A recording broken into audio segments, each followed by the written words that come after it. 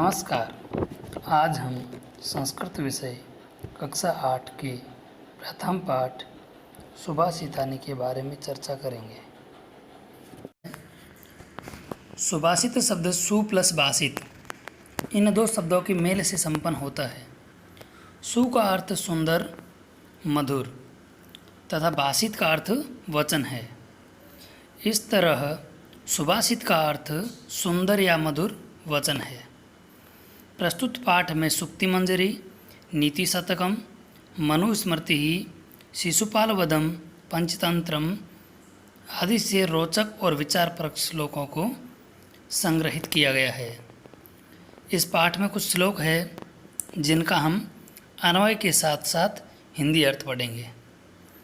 अन्वय means किसी भी श्लोक आदि के शब्दों को उसके अर्थ के अनुसार सही क्रम में रखना। तो हम देखते हैं पहला श्लोक। गुणा गुणज्ञेषु गुणा भवन्ति ते निर्गुणं प्राप्य भवन्ति दोषाः सुस्वादु तोयः प्रभवन्ति नद्यः समुद्रमासाद्य भवन्त्यपेयः। इसका अन्वय इस प्रकार है। गुणा गुणज्ञेषु गुणाः भवन्ति, ते मीन्स गुणः, निर्गुणं प्राप्य दोषाः भवन्ति। यथा नद्यः सुस्वादु तोयः प्रभवन्ति परं ताः समुद्रमासाद्य अपेया भवन्ति। अर्थात गुणा मीन्स गुण, गुणज्ञेषु अर्थात गुणी लोगों में गुणाः भवन्ति अर्थात गुण होते हैं। ते अर्थात वे कौन? वे गुण अर्थात गुणः, वे गुण। निर्गुणम अर्थात गुणहीन व्यक्ति को प्राप्त होकर दोषाः भवन्ति अर्थात दोष हो जाते हैं। यथा जैसे नद्यः नदियाँ, सुस्वादु तोयः सुस्वादिष्ट जल वाली, प्रभवन्ति मीन्स बहती है, परम ताः लेकिन वे कौन? वे नदियाँ। समुद्रम आसाद्य मीन्स समुद्र को प्राप्त करके अपेयः भवन्ति, अपेय हो जाती है अर्थात पीने योग्य नहीं रहती। इसका एक बार हिंदी अर्थ पूरा देखेंगे। गुण जब तक गुणी व्यक्ति के पास होते हैं तब तक गुण होते हैं, तब तक वो गुण ही रहते हैं, परंतु जब वे गुण निर्गुण अर्थात गुणहीन व्यक्ति को प्राप्त होते हैं तो वे दोष बन जाते हैं। जैसे स्वादिष्ट जल वाली नदियाँ बहती हुई समुद्र में मिलते ही अपेय या न पीने योग्य हो जाती, अर्थात पीने लायक नहीं रहती। हाँ दिए गए हैं। नेक्स्ट, पशु पुच्छ विषाणहीनः तृणम न खादनपि जीवमानः तद्भागधेयं परमं पशूनाम्। इसका अन्वय है।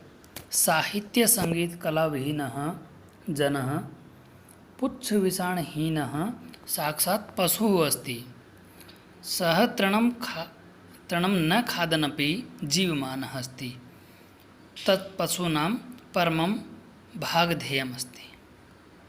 अर्थात साहित्य अर्थात साहित्य या लिटरेचर, संगीत, कला मीन्स अनेक प्रकार की कलाओं से, विहीनः अर्थात रहित, जनः मनुष्य, पुच्छ मीन्स पूँछ, विषाण मीन्स सींग, हीनः से रहित, साक्षात पशु अर्थात साक्षात पशु, अस्ति यानी है। सह अर्थात वह कौन? वह व्यक्ति जिसके पास न साहित्य का ज्ञान है, न संगीत और न ही वो कोई कला जानता हो, वह व्यक्ति। तृणम न खादनपि, तृणम अर्थात तिनका या घास, यहाँ घास अर्थ होगा। घास न खादनपि, न यानी नहीं, खादनपि यानी खाता हुआ भी, जीवमानः अर्थात जीवित है, तत् वह यह पशूनां पशुओं का परमम परम भागधेयम मीन्स सौभाग्य अस्ति है। और उसका पूरा अर्थ क्या है कैसे एक बार देखेंगे। साहित्य, संगीत, कला आदि से रहित व्यक्ति बिना पूंछ और सींग वाला साक्षात पशु है। वह घास न खाकर भी जीवित है। यह उन पशुओं के लिए सौभाग्य की बात है। इस श्लोक से संबंधित सभी कठिन शब्दार्थ यहाँ दिए गए हैं। नेक्स्ट है तीसरा श्लोक। लुब्धस्य नश्यति यशः पिशुनस्य मैत्री नष्टक्रियस्य कुलम् अर्थपरस्य धर्मः विद्याफलं व्यसनिनः कृपणस्य सौख्यं राज्यं प्रमत्त सचिवस्य नराधिपस्य। इसका अन्वय इस प्रकार है। लुब्धस्य यशः पिशुनस्य मैत्री नष्टक्रियस्य कुलम् अर्थपरस्य धर्मः व्यसनिनः विद्याफलं कृपणस्य सौख्यं प्रमत्त सचिवस्य नराधिपस्य राज्यं नश्यति। अर्थात लुब्धस्य मीन्स लालची व्यक्ति का, यशः यश या प्रसिद्धि, पिशुनस्य अर्थात चुगलखोर की, मैत्री मीन्स मित्रता, नष्ट क्रियस्य अर्थात जिसकी सब क्रियाएं नष्ट हो चुकी हो, अर्थात जो बिल्कुल काम नहीं करता, ऐसे अकर्मण्य व्यक्ति का, कुलम अर्थात कुल या वंश, अर्थपरस्य अर्थात धन के लोभी व्यक्ति का, धर्मः धर्म, व्यसनिनः अर्थात बुरी लत वाले का, विद्याफलम विद्या का फल या विद्याफल, कृपणस्य अर्थात कंजूस व्यक्ति का, सौख्यम सुख, और प्रमत्त सचिवस्य अर्थात प्रमत्त अर्थात प्रमाद युक्त या आलसी, सचिवस्य अर्थात सचिव या मंत्री वाले, नराधिपस्य राजा का, राज्यम राज्य, नश्यति नष्ट होता है। तो इस श्लोक में बताया गया है कि किस तरह के लोगों का क्या क्या नष्ट हो जाता है, वो श्लोक में बताया गया है। इस श्लोक से संबंधित सभी कठिन शब्दार्थ यहाँ दिए गए हैं। पीत्वा रसम तु कटुकम मधुरम समानम माधुर्यमेव जनेन मधुमक्षिकासौ संतस्तथैव समसज्जन दुर्जनानां श्रुत्वा वचः मधुर सुक्तरसं सृजन्ति। असौ असौ मीन्स यह, मधुमक्षिका मीन्स मधुमक्खी, तू तो, कटुकम मीन्स कड़वा, वा मीन्स या, मधुरम मीन्स मीठा, रसम मीन्स रस, समानम मीन्स समान रूप से, पीत्वा पीकर, माधुर्यम मीन्स मधुर रस या शहद, एव मीन्स ही, जनयेत उत्पन्न करती है, तथैव मीन्स उसी प्रकार, संतः संत लोग अर्थात सज्जन व्यक्ति, सम सज्जन दुर्जना नाम सज्जनों और दुर्जनों की समान रूप से, वचः वाणी, श्रुत्वा सुनकर, मधुर सुक्त रसम मधुर सुक्त रस या मधुर वाणी, एव ही सृजंती निर्माण करते हैं। एक बार पूरी हिंदी देखेंगे। यह मधुमक्खी कड़वा और मीठा रस समान रूप से पीकर मधुर रस का ही निर्माण करती है। उसी प्रकार संत लोग सज्जन और दुर्जनों की बातें समान रूप से सुनकर सदा मधुर सुक्त रस अर्थात मीठी वाणी का ही निर्माण करते हैं, या मीठी वाणी ही बोलते हैं। इस श्लोक से संबंधित कठिन शब्दार्थ यहाँ दिए गए हैं। और नेक्स्ट हम पढ़ेंगे 5वां श्लोक। विहाय पौरुषम यो हि दैवमेवावलंबते प्रासाद सिंहवत तस्य मूर्धनि तिष्ठन्ति वायसः। इसका अन्वय इस प्रकार है। यो पौरुषम विहाय दैवमेव हि अवलंबते प्रासाद सिंहवत तस्य मूर्धनि वायसः तिष्ठन्ति। यहाँ थोड़ा गलत लिखा गया है, ये तिष्ठन्ति है। अर्थात यो मीन्स जो व्यक्ति पौरुषम, पौरुष मीन्स परिश्रम को, विहाय छोड़कर, दैवमेव अर्थात भाग्य को ही। देखो दो शब्द होते हैं, एक होता देव, एक है दैव।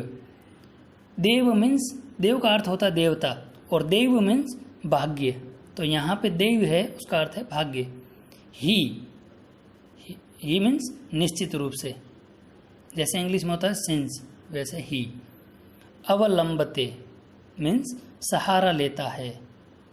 प्रासाद सिंहवत अर्थात महलों में बने शेर की तरह, तस्य उसके, या किसके, उस व्यक्ति के, मूर्धनि सिर पर, वायसः कौवे तिष्ठन्ति बैठते हैं। अर्थात जो व्यक्ति अपने पौरुष अर्थात परिश्रम को छोड़कर भाग्य का सहारा लेता है, यानी परिश्रम करना बंद कर देता है और भाग्य के भरोसे बैठ जाता है, उस व्यक्ति की स्थिति महलों में बने हुए उस शेर की तरह हो जाती है जिसके सिर पर कौवे बैठते हैं। अर्थात उस व्यक्ति का कोई महत्व नहीं रह जाता। इस श्लोक से संबंधित सभी कठिन शब्दार्थ यहाँ दिए हैं। नेक्स्ट, पुष्प पत्र फल छाया मूल वलकल दारुभिः धन्या महीरुहा येषां विमुखम यान्ति नार्थिनः। इसका अन्वय इस प्रकार है। महीरुहा पुष्प पत्र फल छाया मूल वलकल दारुभिः धन्यः भवन्ति येषाम् अर्थिनः विमुखः न यान्ति।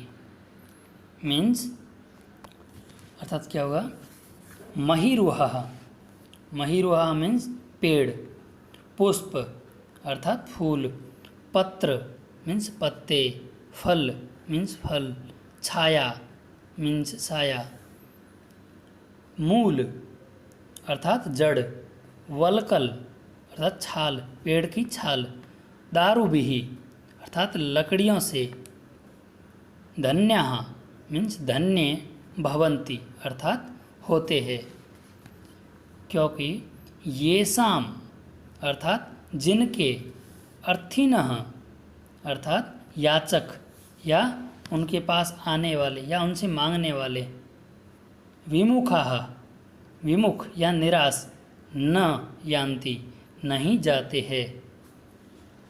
अर्थात हिंदी में इसका क्या पूरा पढ़ेंगे, फूल पत्ते फल छाया जड़ छाल लकड़ी आदि से युक्त पेड़ धन्य है, जिसके कारण याचक कभी भी उनसे विमुख या निराश नहीं होते। अर्थात पेड़ों के पास देने के लिए बहुत कुछ है, वे कभी भी याचक को खाली हाथ नहीं लौटाते। इस श्लोक से संबंधित शब्दार्थ यहाँ पे दिए हुए हैं। नेक्स्ट हम पढ़ेंगे 7वां श्लोक। चिंतनीया हि विपदाम आदावेव प्रतिक्रियाः न कूप खननम युक्तम प्रदीप्ते वहनी न गृहे। इसका अन्वय इस प्रकार है। विपदाम आदावेव ही प्रतिक्रिया चिंतनीया गृहे वहनी न प्रदीप्ते कूप खननम न युक्तम। अर्थात विपदाम कूप खननम न युक्तम, अर्थात विपदाम यानी विपदा के, आदावेव यह शब्द दो शब्दों के मेल का मेल है। देखिए आदौ प्लस एव, आदौ मीन्स पहले और एव मीन्स ही, अर्थात पहले ही में नेक्स्ट है ही मीन्स निश्चित रूप से। प्रतिक्रिया उसका समाधान या विपत्ति की प्रतिक्रिया, चिंतनीय सोच लेनी चाहिए। गृहे घर में, वह्निना अग्नि के द्वारा, प्रदीप्त होने पर या आग लगने पर, कूप खननम कुआं खोदना, न युक्तम सही नहीं है या युक्त नहीं है। अर्थात विपत्ति के पहले ही उसका समाधान ढूंढ लेना चाहिए, विपत्ति आने के बाद उसका समाधान ढूंढना उसी प्रकार अनुचित है जैसे घर में आग लगने के बाद कुआं खोदना। इस श्लोक से संबंधित कठिन शब्दार्थ